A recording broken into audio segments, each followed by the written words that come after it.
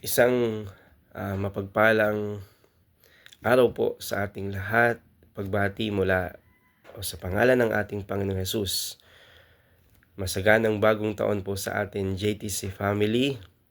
Dalangin ko na tayo po ay malusog, malakas at lubos na pinagpala ng ating Panginoon. Sa oras po na ito, gusto ko lang pong magbigay ng maikling pagpapaliwanag at encouragement patungkol po sa ginagawa natin every January, yung first fruit.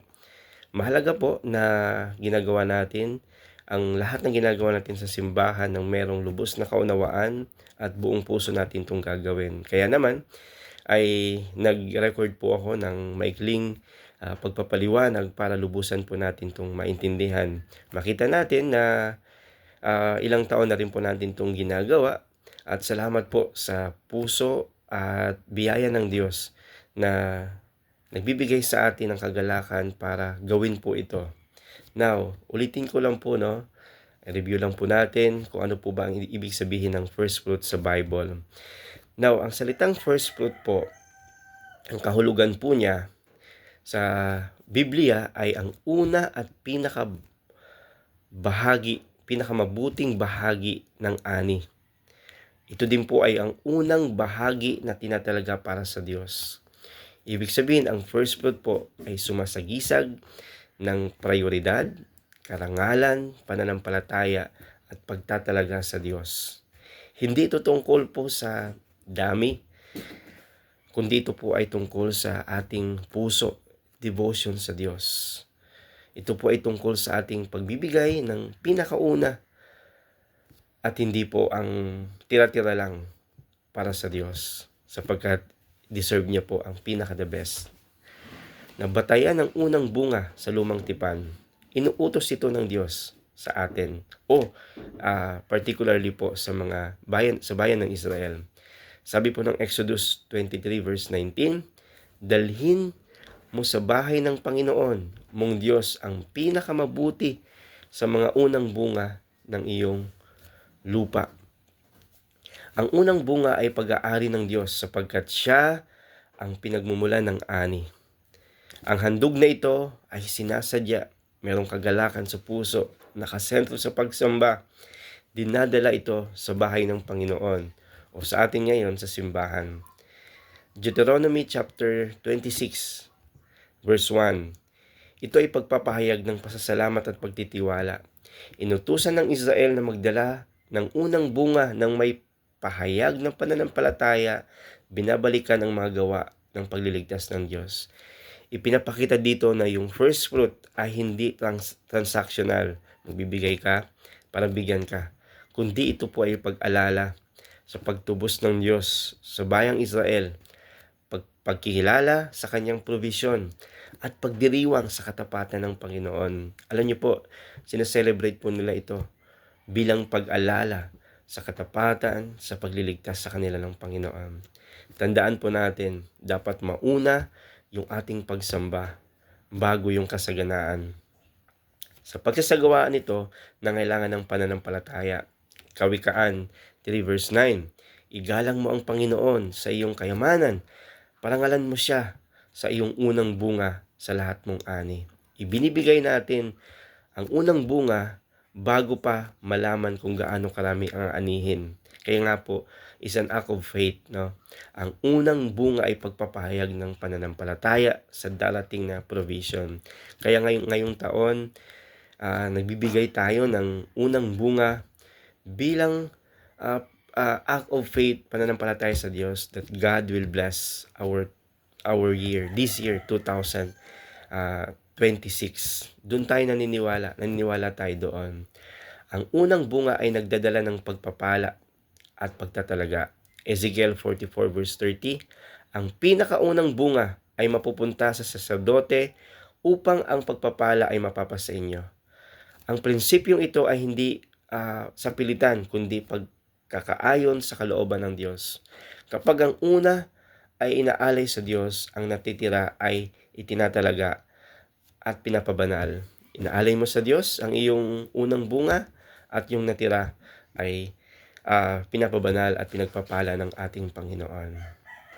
Kaya naman natin 'to ginagawa. Ito'y utos ng Panginoon, ito'y pagpapahayag ng ating pagtitiwala, pananampalataya sa Diyos, at ito po ay pagpapabanal at pagtatalaga ng ating Panginoon. Now, ano naman po ito sa bagong tipan? Una po, si Kristo ang pinakamataas na unang bunga. 1 Corinthians chapter 15 verse 20, ngunit si Kristo ay muling binuhay mula sa mga patay bilang unang bunga ng mga namatay. Sa madaling salita, si Kristo po ang katuparan ng first fruit. Sa Old Testament kasi meron silang ginagawang festival at si Jesus po ang katuparan ng lahat ng iyon. Kaya ang kanyang muling pagkabuhay ay garantiya ng ating muling pagkabuhay. Ibinigay ng Diyos ang kanyang pinakamahusay at una para sa ating kaligtasan.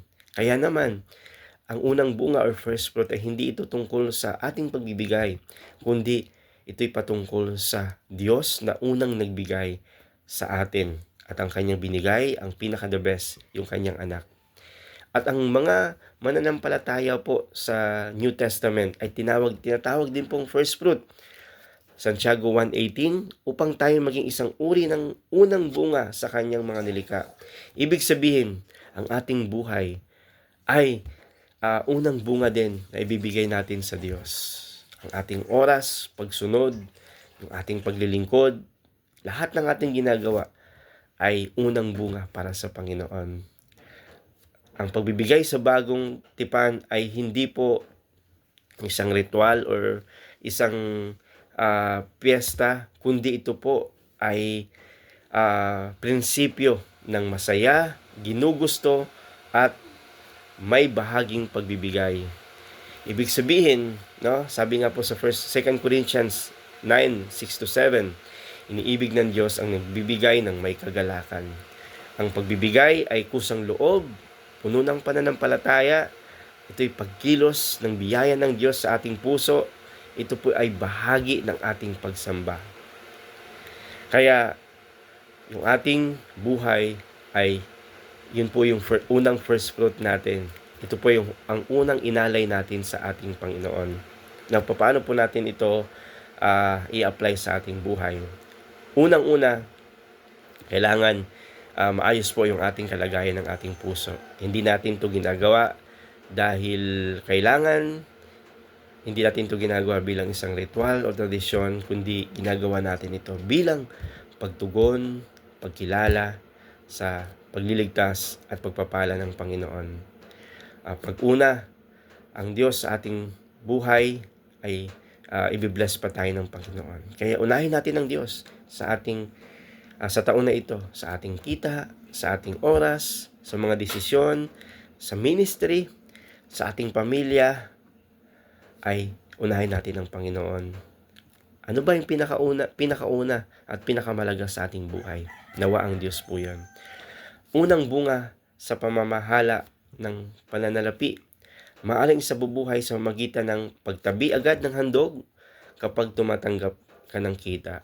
Kaya maganda po na pinaghahandaan natin tong first fruit. Every January, lagi natin tong ginagawa at lagi nating alalahanin. Pag-una sa pagbibigay, bago gastusin, bago tayo gumastos, yan, unahin natin ang Panginoon. Ito po ay sinasadya na pagsuporta sa gawain ng ating Panginoon. By the way, yung proceed po ng ating first fruit ay ginagawa po natin para po sa pagbibuild ng ating simbahan. Hindi ito dapat gawin dahil sa napipilitan, kundi ng may kagalakan sa ating puso. Kahit po yung ating unang oras po, ang ating unang oras sa bawat araw, dapat binibigay natin yun sa Diyos. Awit 5:3, sa umaga, O Panginoon, dinirinig mo ang aking tinig. Ibig sabihin, kapag gising natin sa umaga, ibigay natin yung unang sandali ng ating araw, unang lakas, unang atensyon, ibigay natin sa ating Panginoon. Romans 12 verse 1, ihandog ninyo ang inyong mga katawan bilang haing buhay. Kaya yung application po nito ay paghahandog ng ating mga kaloob, talento, pakikibahagi sa ministry, prayer natin this year, ganoon din po, no, yung ating pagsunod. Mahalaga na paalala, ang unang bunga ay hindi kasangkapan ng pamimilit. Hindi ito garantiya ng agarang pagyaman. Hindi ito kapalit ng biyaya. Hindi ito sukatan ng kaligtasan. Sa halip, ito ay tugon sa biyaya ng Diyos, pagpapahayag ng pananampalataya. Ito po ay declaration na ang Diyos ang Panginoon ng ating buhay. Maraming salamat po. Dalangin ko po na pagpalain tayo ng Panginoon ng lubusan sa taon po na ito. Unahin po natin ang Diyos. God bless us all.